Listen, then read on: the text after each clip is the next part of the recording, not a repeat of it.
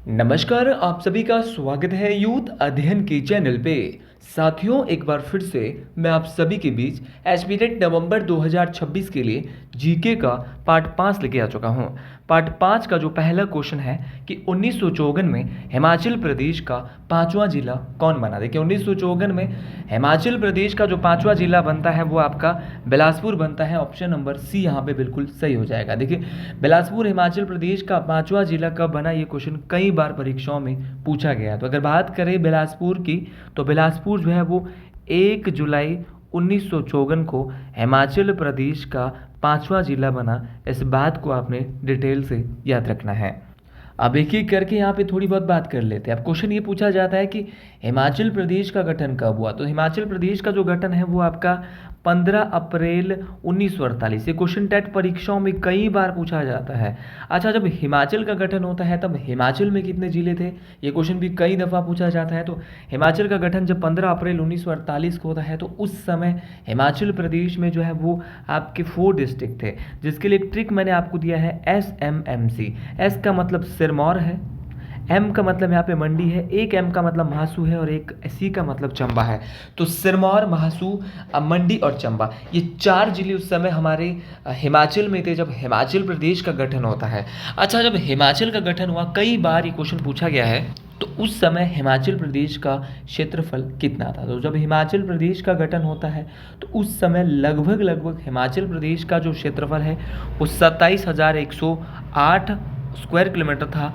ये बात आपको डिटेल से याद रखनी है। साथ ही उस समय हिमाचल प्रदेश की जो आबादी है वो भी बहुत कम थी, 9,35,000 के आसपास आबादी थी। और हिमाचल प्रदेश के गठन के समय हिमाचल प्रदेश में 24 तहसीलें, याद रखना है कितनी तहसीलें थी, 24 तहसीलें और 2 क्या थी, उप तहसीलें थी। तो याद रखना है आपकी। अगर आप भी साथियों एचपीटेट जून के, एचपीटेट नवंबर की तैयारी कर रहे हैं, किसी भी स्ट्रीम की तैयारी कर रहे हैं, आप एचपीटेट मेडिकल की तैयारी कर रहे हैं, नॉन मेडिकल की, जेबीटी की, टेट आर्ट्स की, किसी भी स्ट्रीम की तैयारी कर रहे हैं, आप यूथ अध्ययन चैनल के साथ जुड़ना चाहते हैं तो आप जुड़ सकते हैं मात्र और मात्र 499 रुपीज़ मंथ में।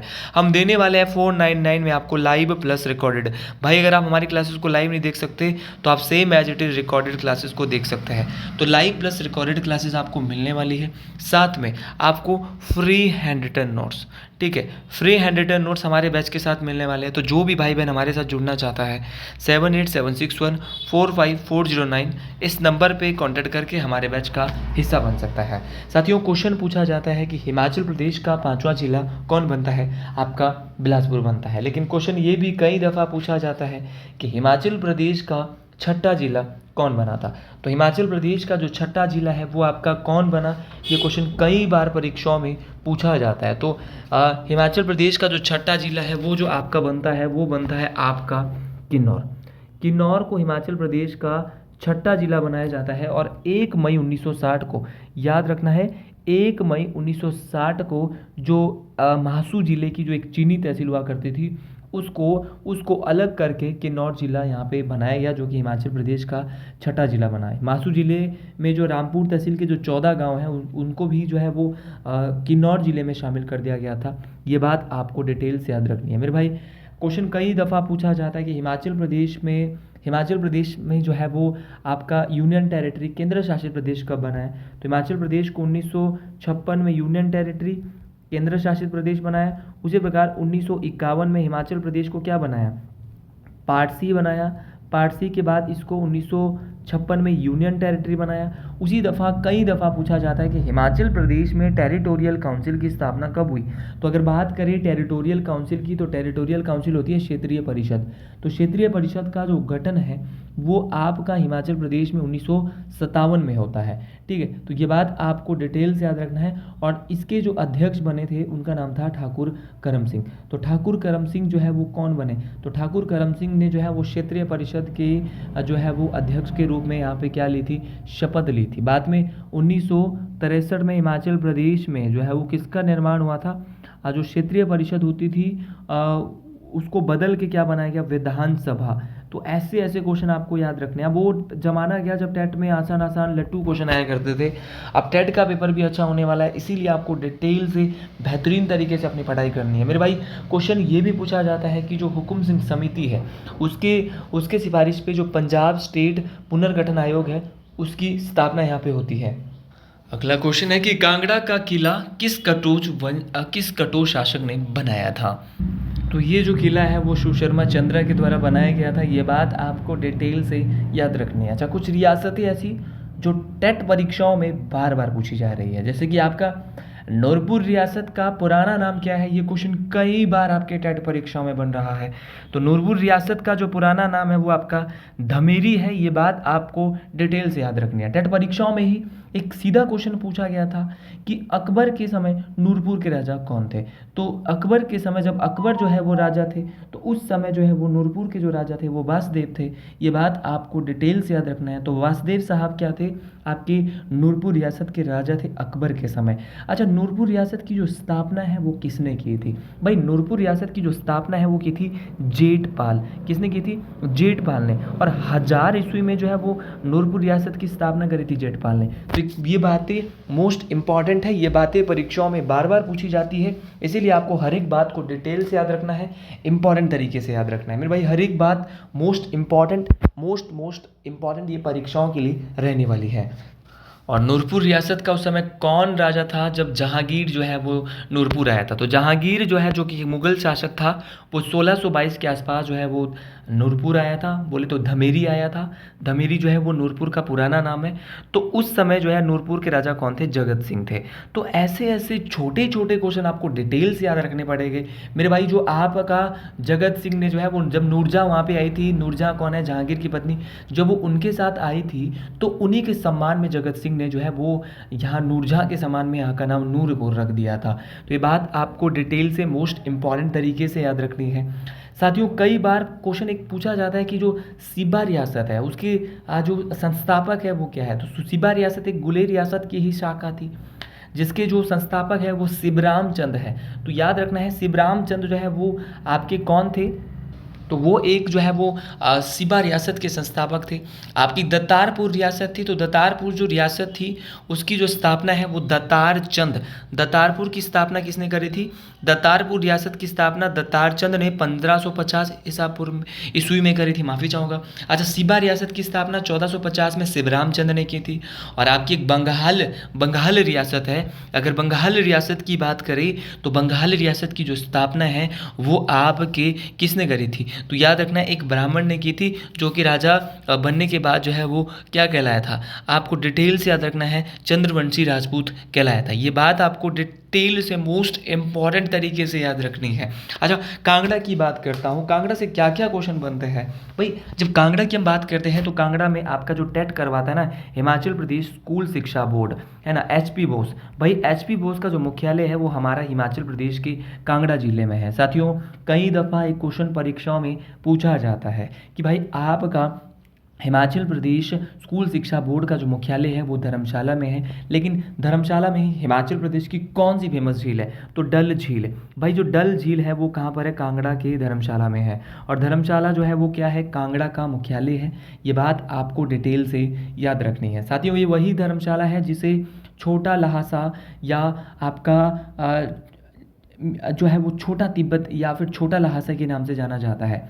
साथियों, क्वेश्चन पूछने वाला क्वेश्चन ये पूछ लेता है कि आपका हिमाचल प्रदेश में वॉर मेमोरियल, युद्ध स्मारक, वॉर मेमोरियल कहाँ पर? तो वॉर मेमोरियल आपके धर्मशाला में है। ये बात आपको बेहतरीन तरीके से याद रखनी है। साथियों, क्वेश्चन पूछने वाला क्वेश्चन पूछता है कि हिमाचल प्रदेश के कांगड़ा जिले के पालमपुर में कौन सा कृषि विश्वविद्यालय है? तो पालमपुर में एक कृषि विश्वविद्यालय है जिसका नाम है चौधरी श्रवण कुमार कृषि विश्वविद्यालय, जिसकी स्थापना 1978 के आसपास हुई है। ये क्वेश्चन ना जाने टेट परीक्षाओं में कितने बार पूछा गया है। अच्छा, कांगड़ा के पपरोला में जो है वो आयुर्वेदिक कॉलेज है, जिसकी स्थापना जो है 1978 में हुई है। पपरोला में भी एक नवोदय स्कूल भी है। ये बात आपको डिटेल से याद रखना है। अच्छा, कांगड़ा के अंद्रेटा में ही जो है शोभा सिंह आर्ट गैलरी है, जो कि बहुत इंपॉर्टेंट है। शोभा सिंह आर्ट गैलरी आपके कांगड़ा के अंद्रेटा में है। चलिए अगले क्वेश्चन की ओर बढ़ते हैं। अगला क्वेश्चन मोस्ट इंपॉर्टेंट है और अगले क्वेश्चन से बहुत सारे क्वेश्चन आपके पेपर में बनने वाले हैं। अगला क्वेश्चन है कि हिमाचल प्रदेश तकनीकी शिक्षा निदेशालय कहाँ स्थित है। देखिए, जो हिमाचल प्रदेश का जो directorate of technical education is located in, तो भैया ये आपका धर्मशाला में है। ऑप्शन नंबर डी यहाँ पे बिल्कुल सही हो जाएगा। देखिए, ऑप्शन नंबर डी बिल्कुल सही तो हो जाएगा, लेकिन मेरे भाई आपको क्वेश्चन ये पूछा जा रहा है कि हिमाचल प्रदेश का जो तकनीकी शिक्षा निदेशालय है वो आपका सुंदरनगर में है। ये बात मोस्ट इम्पॉर्टेंट है, ये बात जो है वो बार बार परीक्षाओं में पूछी जाती है। मेरे भाई क्वेश्चन ये पूछा जाता है, जो हिमाचल प्रदेश का जो तकनीकी शिक्षा निदेशालय है वो आपका सुंदरनगर में है। उसी प्रकार कई बार सीधा क्वेश्चन पूछा जाता है कि आपकी गाइटो तांत्रिक मोनेस्ट्री ये हिमाचल प्रदेश में कहाँ पर है। तो गाइटो तांत्रिक जो मोनेस्ट्री है वो आपके कांगड़ा जिले के धर्मशाला के निकट सिद्धबाड़ी में, जो आपका तिब्बतन विश्वविद्यालय है वहाँ पर स्थित है आपका गाइटो तांत्रिक मोनेस्ट्री। ये बात आपको डिटेल से बेहतरीन तरीके से याद रखनी है। अच्छा, कई बार सीधा क्वेश्चन पूछा जाता है कि doctor Rajendra Prasad medical college Himachal Pradesh के किस स्थान पर स्थित है। तो doctor Rajendra Prasad medical college जो है वो आपका तांडा में है। और तांडा कहाँ पड़ता है आपको सभी को पता होना चाहिए, तांडा आपका कांगड़ा में है। यहीं पर आपका doctor Rajendra Prasad medical college है। साथियों, उसी प्रकार आपका आईजीएमसी सबको पता है, आईजीएमसी कहाँ पर है। आईजीएमसी आपका शिमला में है, इंदिरा गांधी मेडिकल कॉलेज। अच्छा, आईजीएमसी का जो पुराना नाम क्या है। तो आईजीएमसी का जो पुराना नाम है वो आपका स्नोडन हॉस्पिटल था। क्या नाम था? स्नोडन अस्पताल था। और स्नोडन अस्पताल का जो नाम बदलकर जो है वो 1985 में क्या किया गया, तो स्नोडन का नाम बदल के 1985 में जो है वो आईजीएमसी कर दिया गया था। ये शिमला में है, ये बात आपको बेहतरीन तरीके से याद रखनी है। उसी प्रकार कई बार क्वेश्चन पूछा गया है कि आपका जो रिपन अस्पताल है उसका नाम बदल कर कब बदला।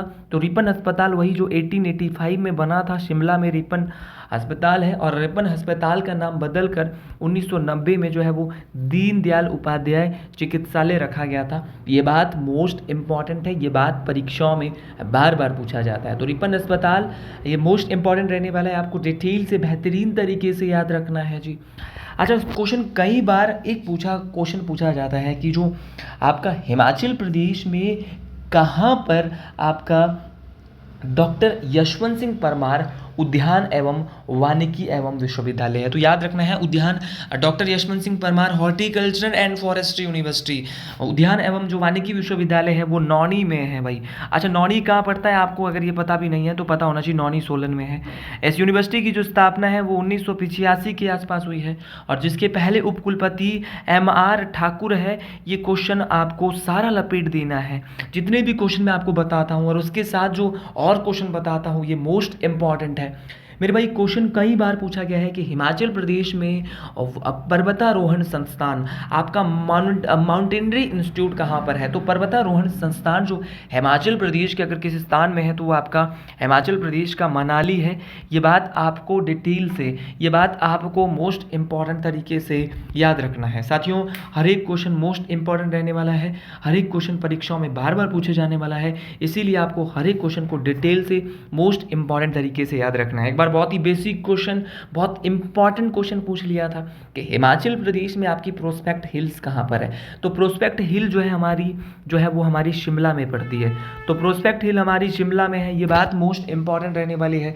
चलिए जी अगले क्वेश्चन की ओर बढ़ते हैं। चलिए जी, अगला क्वेश्चन बोल रहा है कि आपका नुवाला हिमाचल प्रदेश के किस जिले का लोक नृत्य है। नुवाला की बात करें तो नुवाला जो है वो हिमाचल प्रदेश के कहाँ पर किया जाता है। तो जो चंबा के जो साथी हैं हमारे, उनके द्वारा नुवाला जो नृत्य किया जाता है। मेरे भाई नुवाला के अलावा चंबा का जो और फेमस है वो और कौन कौन सा फेमस है। तो नुवाला के अलावा कई बार पूछा जाता है कि आपका जो झांकी और हंटेर नृत्य है वो कहाँ पे किया जाता है। तो एक झांकी हो गया, एक आपका हंतेर हो गया। तो झांकी और हंतेर जो नृत्य है वो आपका चंबा जिले में किया जाता है। मेरे भाई किकली नृत्य कई बार पूछा गया है कि किकली नृत्य कहाँ पे होता है। तो किकली नृत्य जो है आपके हिमाचल प्रदेश की चंबा जिले में होता है। किकली नृत्य के अलावा ढांगी और ढेपक, ये तो कई बार पूछा गया। एक ढांगी है, एक ढेपक है। तो ढांगी और ढेपक नृत्य आपका कहाँ पे, तो ढांगी और ढेपक नृत्य भी आपका हिमाचल प्रदेश की चंबा जिले में किया जाता है। हर एक नृत्य मोस्ट इंपॉर्टेंट है, हर एक नृत्य परीक्षाओं में काम आने वाला है, इसीलिए आपको हर एक नृत्य को बहुत ही इंपॉर्टेंट तरीके से, बहुत मोस्ट इंपॉर्टेंट तरीके से याद रखना है मेरे भाई। सीधा क्वेश्चन परीक्षाओं में एक बार पूछा गया था कि कुल्लू जिले में कौन कौन से नृत्य किए जाते हैं, तो कुल्लू की सबसे इंपॉर्टेंट जो है ना वो करती है। कुल्लू की जो करती नृत्य है वो बहुत इंपॉर्टेंट है। इसके अलावा एक और पूछा गया लालड़ी, लालड़ी कहाँ किया जाता है, तो लालड़ी भी आपका कुल्लू में किया जाता है। लालड़ी के अलावा आपका बहुत इंपॉर्टेंट है आपका उजगजामा, उजगजामा, उजगजामा नृत्य का, तो उजगजामा नृत्य भी आपका जो किया जाता है वो आपका कुल्लू में किया जाता है मेरे भाई। कई दफ़ा आपका मंडी के कोई नृत्य है, तो मंडी का कोई ऐसा बहुत फेमस नृत्य नहीं है जो कि बार बार परीक्षाओं में पूछा जाए, तो आपको सिर्फ वही याद रखने हैं जिनकी रिपीटेशन बार बार हो रही है, जिनको परीक्षाओं में बार बार पूछा जा रहा है। जैसे कि आपका बुढ़ा बहुत फेमस है भाई, बुढ़ा नृत्य। अच्छा, बुढ़ा कहाँ किया जाता है, तो बहुत कम लोगों को पता होगा कि बुढ़ा जो नृत्य है, बुढ़ा के अलावा मैं आपको सारे बता देता हूँ। बुढ़ा के अलावा हमारा जो है एक थोड़ा नृत्य होता है, थोड़ा, ठीक है, थोड़ा हो गया, थोड़ा नृत्य बुढ़ा हो गया। आपका घी तो आपने सुना होगा ना, घी नृत्य, घी लगाते हैं। अच्छा, इसके अलावा हमारा जो है वो झूरी, ये सारे आपको बहुत इंपॉर्टेंट लग रहे हैं और इम्पॉर्टेंट है। ये बुढ़ा भी इंपॉर्टेंट है, झूरी भी, थोड़ा भी और घी भी। भाई अगर आपको पेपर पास करना है ना तो लगातार एक एक दो दो वीडियो हर दिन देख लो मेरी। मैं बोल रहा हूँ गारंटीड श्योरिटी के साथ आपकी तैयारी बहुत अच्छी होने वाली है। आप डेफिनेटली हर एक परीक्षा को क्लियर करने वाले हैं, इसीलिए आप बेहतरीन तरीके से मेरे इन वीडियोज़ को देखिएगा, बहुत मज़ेदार वीडियो ये रहने वाली है मेरे भाई। नुआला नृत्य की बात करें तो नुआला जो नृत्य है वो आपका हिमाचल प्रदेश के किस जिले का लोक नृत्य है, तो नुआला जो है वो हिमाचल प्रदेश के चंबा में किया जाता था। इसके अलावा सिरमौर के हमने देखे, कुल्लू के हमने देखे। तो चलिए जी अगले क्वेश्चन की ओर बढ़ते हैं। तो जी अगले क्वेश्चन की ओर बढ़ते हैं कि कौटिल्य किस भारतीय राजा का प्रधानमंत्री था, तो कौटिल्य जो है वो चंद्रगुप्त मौर्य का प्रधानमंत्री था। कौटिल्य की बात करें तो ये वो कौटिल्य है जिसके बारे में क्वेश्चन पूछा जाता है कि कौटिल्य के अन्य कितने नाम हैं, तो कौटिल्य के 2 अन्य नाम हैं मेरे भाई। इसको चाणक्य के नाम से भी जाना जाता था, ये वही कौटिल्य है जिसको विष्णुगुप्त के नाम से भी जाना जाता था। ये दोनों ही नाम आपको याद रखने हैं, आप सिर्फ कौटिल्य याद नहीं रख सकते। कौटिल्य के और भी 2 नाम हैं, इसको चाणक्य भी बोलते थे, इसको आपका विष्णुगुप्त भी बोलते थे। देखिए प्राचीन भारत में ये एक महान अर्थशास्त्री, एक महान राजनीतिज्ञ थे कौटिल्य। कौटिल्य आपके जो है वो प्रधानमंत्री तो थे ही थे, साथ में जो है वो कई दफ़ा इनके बारे में ये भी पूछा जाता था, ये जो है वो गुरु भी थे किसके, चंद्रगुप्त मौर्य के, और सलाहकार भी थे मेरे भाई। अगर बात करूँ कौटिल्य की तो इसने महान एक जो है वो अगर मैं कहूँ तो एक प्रमुख रचना की थी, विश्व प्रसिद्ध रचना अगर मैं कहूँ तो अर्थशास्त्र। कई दफ़ा ये क्वेश्चन पूछा गया है कि अर्थशास्त्र के रचयिता कौन है, तो अर्थशास्त्र के जो रचयिता है वो आपके कौन है, आपके कौटिल्य साहब हैं। इसके द्वारा ही चाणक्य नीति, जिसे नीति शास्त्र के नाम से जाना जाता था, इसकी स्थापना भी जो है वो चंद्रगुप्त मौर्य के द्वारा की गई। आपका चाणक्य सूत्र है, चाणक्य नीति है, आपका अर्थशास्त्र है, इन सभी की जो रचना है वो किसने करी है, तो इन सब की जो रचना करी है वो आपकी चंद्रगुप्त मौर्य के द्वारा, माफ़ी चाहूँगा, चाणक्य के द्वारा की गई है। ये तमाम क्वेश्चन मोस्ट इंपॉर्टेंट है। यहाँ पर अशोक है, हर्षवर्धन है, चंद्रगुप्त प्रथम है, इनके बारे में हम कुछ अगली वीडियो में बात करेंगे। अगली क्वेश्चन की ओर बढ़ते हैं उससे पहले मैं चाहता हूँ कि एक ही वीडियो में ज़्यादा से ज़्यादा क्वेश्चन कवर हो ताकि आप सब लोगों को बहुत मज़ा आए। अगला क्वेश्चन है कि बारदोली सत्याग्रह किसके नेतृत्व में आयोजित हुआ था, तो अगर बात करें बारदोली सत्याग्रह तो ये सरदार वल्लभ भाई जो पटेल है उनके नेतृत्व में ये आयोजित हुआ था। ये बात आपको डिटेल से याद रखनी है साथियों। सरदार वल्लभ भाई पटेल के नेतृत्व में बारदोली सत्याग्रह यहाँ पर होता है। अच्छा, बारदोली सत्याग्रह कब हुआ था, तो ये 1928 के आसपास हुआ था। ये बात आपको डिटेल से याद रखनी है मेरे भाई। क्वेश्चन पूछने वाला क्वेश्चन पूछेगा, यहीं पर जो बारदोली की महिलाएं थी उनके द्वारा जो सरदार वल्लभ भाई पटेल को है वो सरदार की जो उपाधि जो है वो दी जाती है, क्योंकि जब यहाँ पे जो है वो इस सफलता होती है इस आंदोलन की, तभी इनको ये उपाधि दी गई। तो तमाम क्वेश्चन आपको डिटेल से याद रखने हैं। और अगर आपको ये वीडियो अच्छी लगी है तो कमेंट बॉक्स में ज़रूर लिखें जय मां भगयाणी, जय श्री गुरु महाराज, हर हर महादेव।